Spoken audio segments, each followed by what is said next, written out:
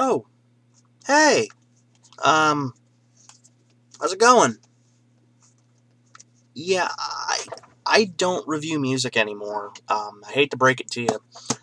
I don't even like music. I've started using all my CDs as coasters, so,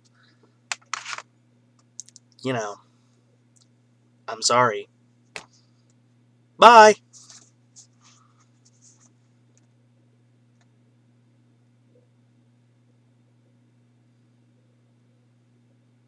You're still here. Okay, what? What's that? What's that? What's that? That's the reason I don't like music anymore.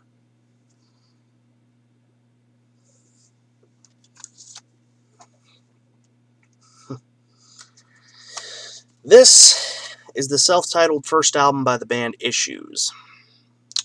Now, I don't really have a history with these guys, like I have a lot of the other albums I've discussed on this channel. The most I have of a history, when I was younger and had a full head of hair on top, I used to go to shows a lot, and people said to me, "Oh, if you like Asking Alexandria, The Devil Wears Prada, We Came as Romans, you'd love Issues." And I'm like, I don't really like any of them, but okay. I'll look into them. Cool, cool. For whatever it's worth, I actually kind of like all of those bands to one extent or another now because I'm old and have gotten soft like a banana, but I digress. This album, never got around to listening to it until about a couple weeks ago. I was at a thrift store and I saw this sitting on the shelf looking at me like a horror movie serial killer staring at you. Like it was literally just like cover out, and I was like, oh, $1? So I broke open my life savings and bought this with it. So, you know, great investment all around. I got it home. That's when the trouble began. I got it in, threw it in the player, and I was like,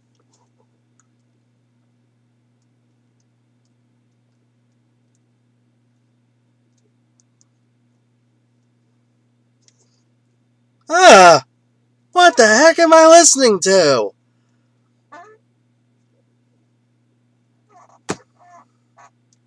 This album baffles me. Those of you that watch this channel regularly, or more correctly, those of you who watch the 5 good videos I have and the rest that are caffeine-fueled rants about music, will know I'm mostly a metal guy with an interest in post-hardcore and punk. Now, this doesn't really fit cleanly in any of those genres. It has elements of each of those, yes. Some would argue that this is a metalcore band. I personally am kind of like, a little bit, maybe. I don't know if that's the most accurate description, because they have a lot of heavily influenced stuff from the 90s nu metal bands, like Korn and Limp Bizkit, and the singing vocalist sounds like he's in a boy band, so take that as you will. Now, this isn't really that far removed from early Asking Alexandria or We Came as Romans. They both had like a very clean-cut vocalist. I'm not saying the vocalists themselves were clean-cut. The vocals were very clean and polished.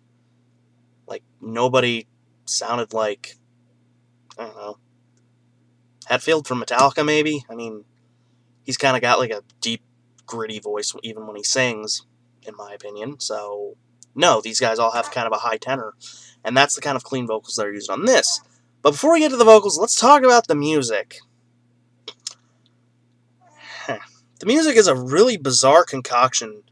A cross between pop electronic beats and metalcore-style chugs. They're constructed to be extremely catchy, a lot of the songs. They give you a nice earworm. I mean, the song Mad at Myself gets stuck in my head for days if I listen to this album. And I hate myself for that. I should be listening to some death metal because I am a man. But I listen to this because apparently I am confused and think I'm a teenage girl sometimes. But anyway,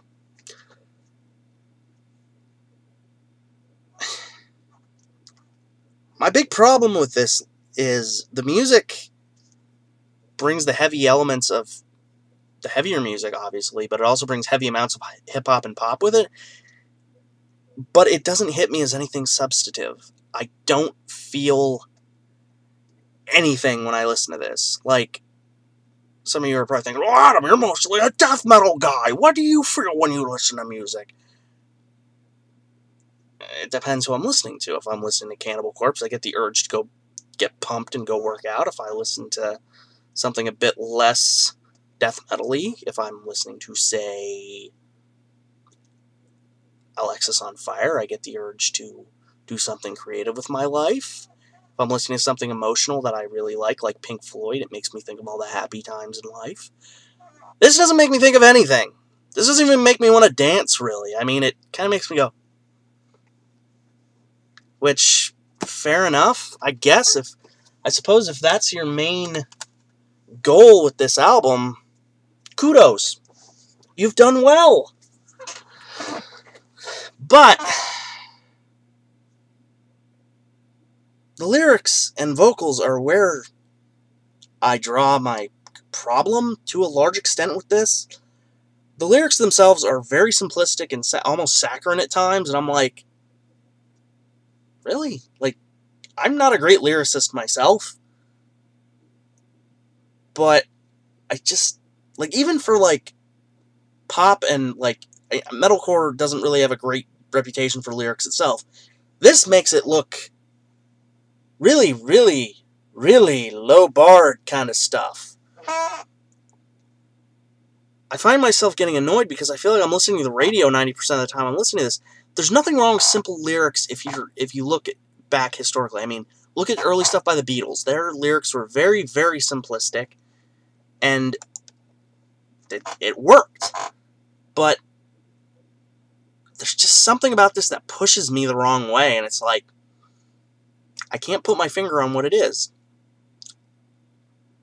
But the lyrical simplicity creates a weird contrast at spots, because they'll go from, like, the singer sweetly crooning about, like, something, and then, like, it'll go into this breakdown, and it's just kind of like,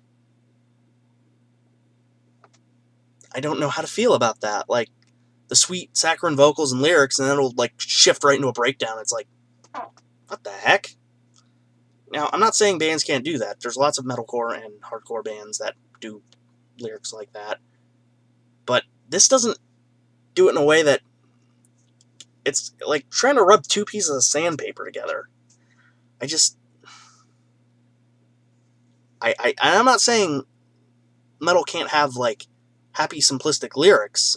They don't have to be complex. Like, I'm not listening to Artificial Brain all the time. But there's just a weird sort of disconnect for this album for me. And it's really bizarre because I've never been so polarized by one album, which is why it made me stop listening to music for so long and use my CDs as coasters.